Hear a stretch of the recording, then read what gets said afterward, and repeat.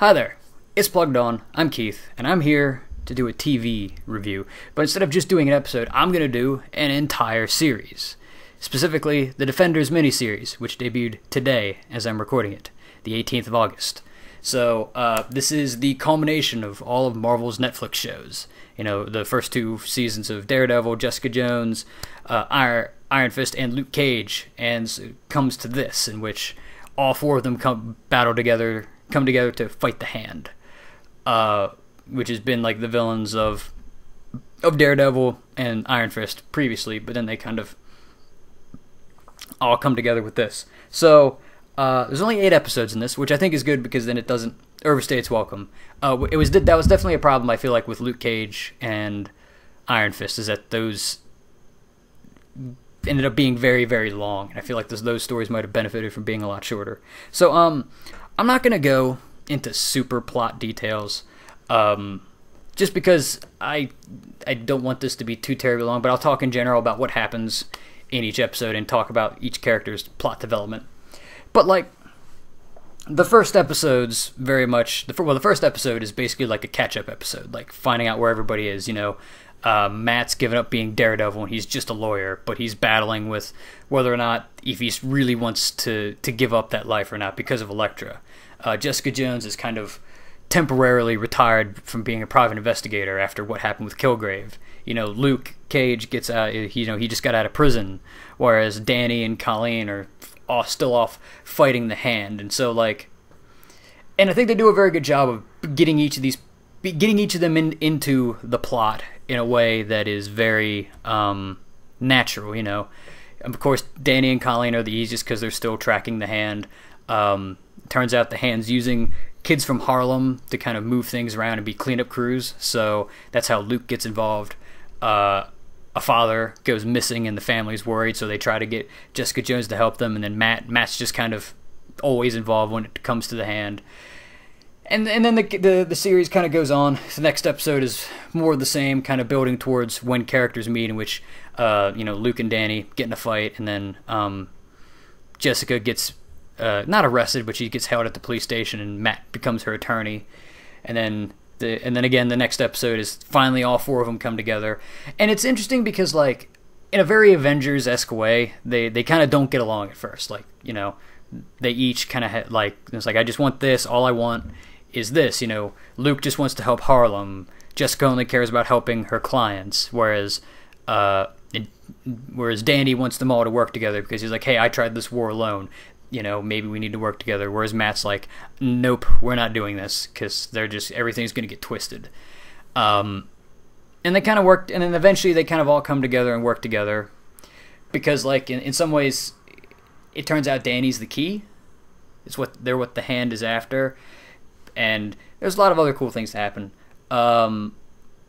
So, and it gets to some interesting sequences later on, because you know they end up benching him per se later, and then they have to rescue him because he does eventually get taken by the Hand.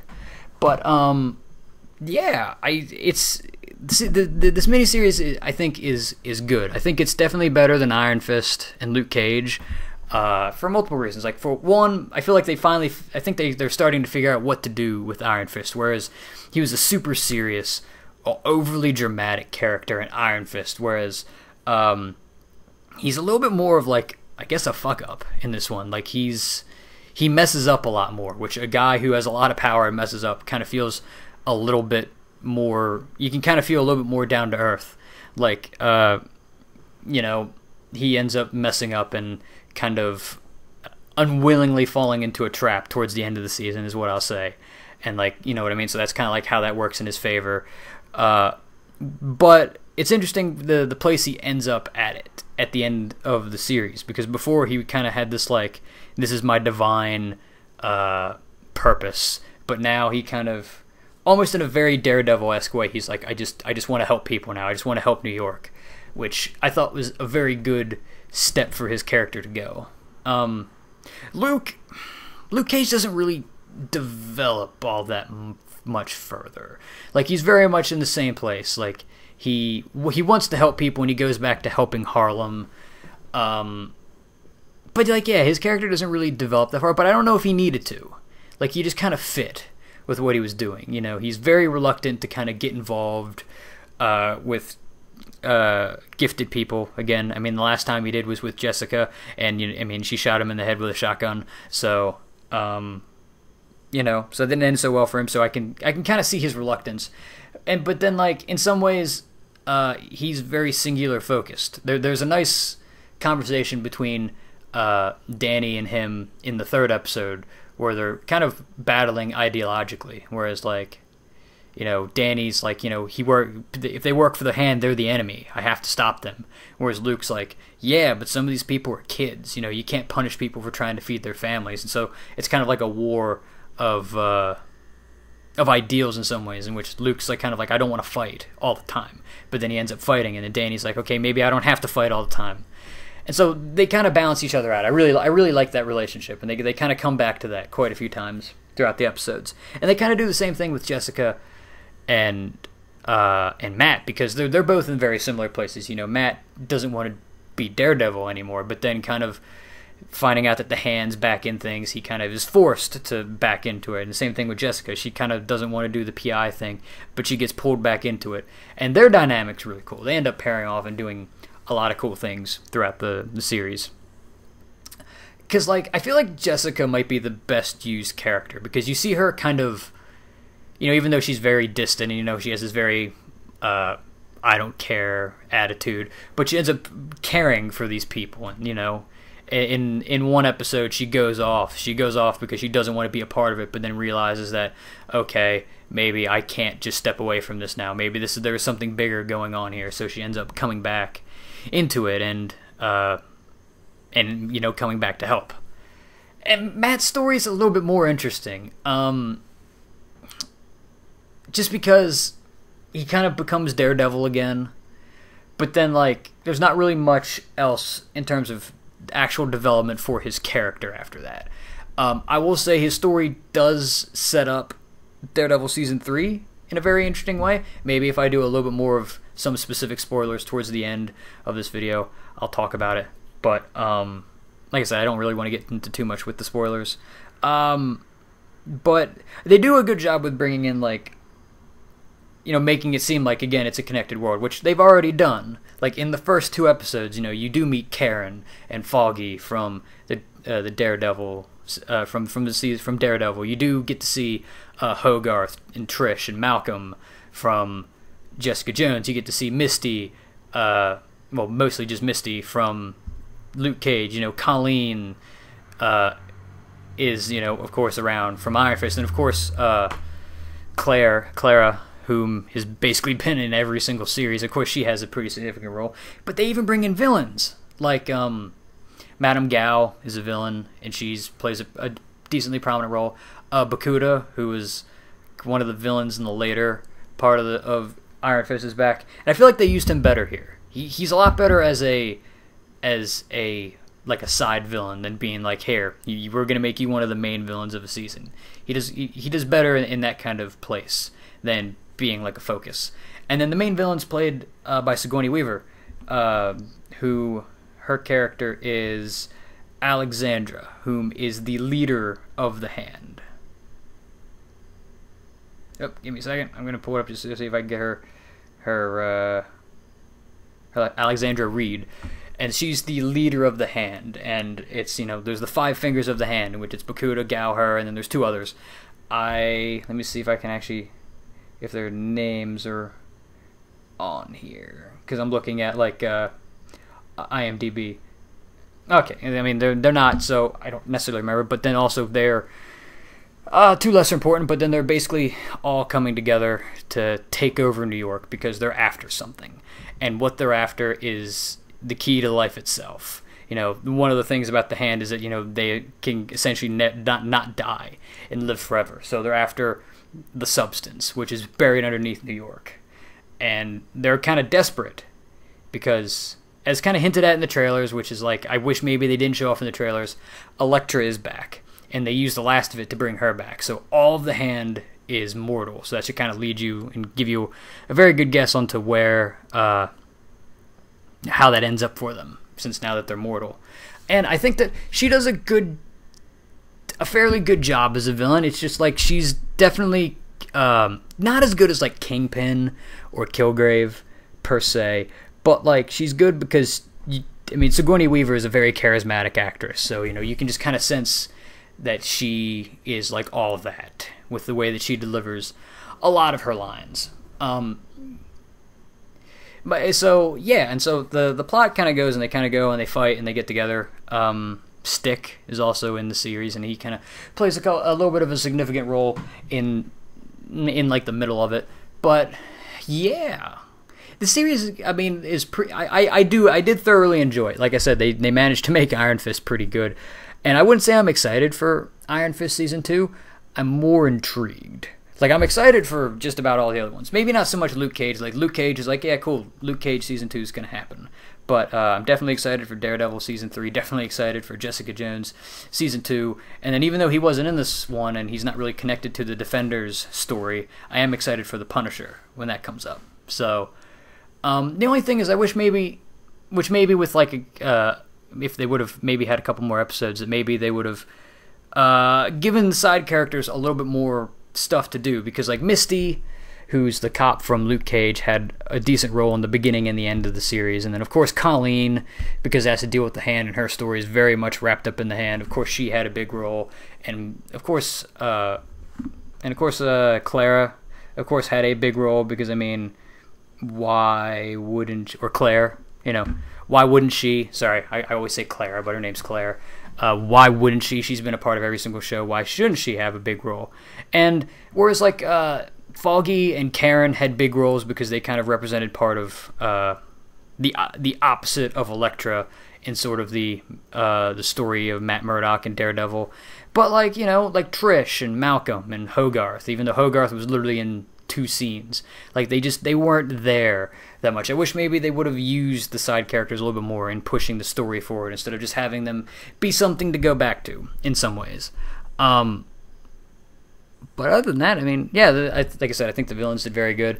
The one thing that I hope they do going forward with all of their Netflix stuff is that I hope there's a lot more interplay between all the seasons. Like, like I would really, basically, if I could get any team ups, I would have like Iron Fist show up in Luke Cage, and that could be really cool. I would have Daredevil show up in the Iron Fist season 2. That would be really cool. And then maybe have like, again, Daredevil show up in like, or Jessica Jones show up in Daredevil season 3. Like, I just want to see more of them get together. Or best case scenario is do another season of the Defenders. Now I know that there's no plans to currently do that, but I don't know. I feel like this was pretty good. And I feel like maybe at least do a second season. Have at least 2 seasons of this, because I feel like there was something there. Because like even like the weaker points with Luke Cage's stuff and Iron Fist season 1, which was I'm not the biggest fan of that. Like they did that good, and it's an interesting thing to kind of see going forward. So yes, okay. So for like maybe the next 2 or 3 minutes, I'll talk some spoiler-esque things about it. Maybe not get into too many specifics, but. So if you want to stop watching here, you can stop. If not, keep watching. Go for it. So I think really the only major misstep with this miniseries, again, besides maybe not having the side characters play a bigger role, is how they treated Elektra. Now the basic idea I liked, and it made sense. Elektra coming back from the dead, and now she's basically just a weapon. She doesn't remember who she is, but then she's eventually regaining her memories and slowly, over time, doing that. That's cool. But then in the second to last episode, she kills Alexandra and becomes the villain.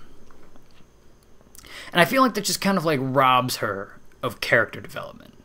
Like, I don't know, because then it's like she can't really go anywhere except die again. Then it's like, well, then why'd you bring her back? If you're literally, she's not going to become a better character. Like, what was the point?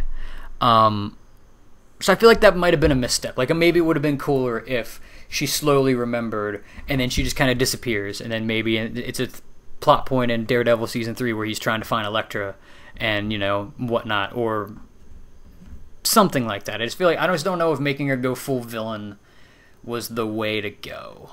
It worked, but it's maybe not the first thing that I would do. I like that they made Danny and like the Iron Fist very important.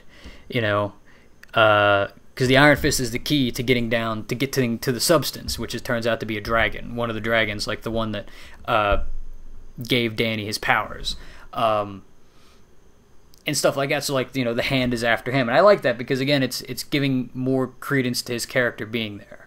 Because I mean, like I said, a lot of people, me included, did not like Iron Fist season 1, and I like how they managed to merge the lore, if you want to say it, of Daredevil and Iron Fist. Like Stick shows up, in which I thought he did fairly well. Because like, I thought Stick was really good in season 1 of Daredevil, and then he just kind of pissed me off in season 2, just because he was just, I don't know, he was saying the same things over and over again. It just kind of pissed me off. But I feel like they used him well here, and he's like, oh yeah, we follow the Iron Fist. The chase follows the Iron Fist. But then once he finds out that like, oh, you're gonna open something that the hand wants, he decides he's gonna kill the Iron Fist. But then Elektra gets there first and kills him. So that kind of all, works out. And I thought that was maybe like a fitting way to send his character out. With him being like a conniving, singular focused soldier that he very much was, especially in the Daredevil series. And then maybe the last real big spoiler to talk about is that at the very end of it, they're blowing up the bank because that's where, to kind of stop the hand and to kill all of them. But Matt stays behind to fight Elektra, and he's trying to reason with her, and at this point there's no reasoning with her, and eventually they basically seemingly die together. They get buried underneath the rubble together, and if it wasn't for the fact that they had ordered Daredevil season 3, I might have bought it. That like maybe this could work out. That they die together. And then also they do like the whole, as the joke is, the dirt moving from Batman v Superman. With they find him and he's like in like a convent or something. He's in a bed and a voice says, "Somebody go get Maggie. He's waking up," which is a reference to the comics because if he's at like a church or like a convent. Sister Maggie is Margaret Murdock, whom is Matt's mother. So that could be a plot point for Daredevil season 3, which if they hadn't announced Daredevil season 3 and they didn't have that scene, that could be a very cool thing that they do. Like, just kind of, and that might have been a better way to bring him back. Like, don't announce a Daredevil season 3, don't show that scene at the end, but then maybe kind of make that like a plot point of like Iron Fist or something. I don't know. Like it worked because again we've known for a little while now that there's a Daredevil season 3, so of course he was going to survive. But and even though they did tease something for Daredevil season 3, in which we already know that possibly Kingpin's going to be a part of that, I just wish maybe they did it a little differently. But like that's not a big complaint. But yeah, so go check out The Defenders. It's only 8 episodes. It's fairly good. Like I said, I'd still probably put underneath either season of Daredevil or Jessica Jones, but it's definitely, I think, better than Luke Cage or Iron Fist, which in the case of Iron Fist isn't saying much. So thanks for watching. Check out, like and subscribe, all that stuff. Yeah, and thanks for watching, guys. See ya.